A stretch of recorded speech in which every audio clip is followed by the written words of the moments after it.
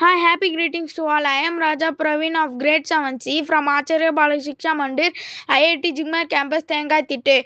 Today I am going to do TED Talk in subject English about Taj Mahal. Let's start.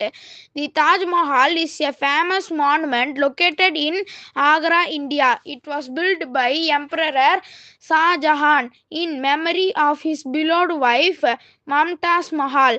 The Taj Mahal is made of white marbles and is known for its beautiful architecture. It is considered one of the seven wonders of the world.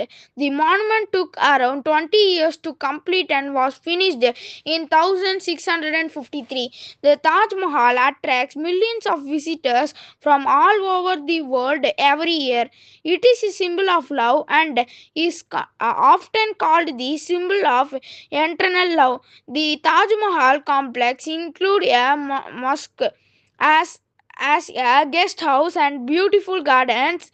The monument changes its color depending on the time of day and lighting conditions.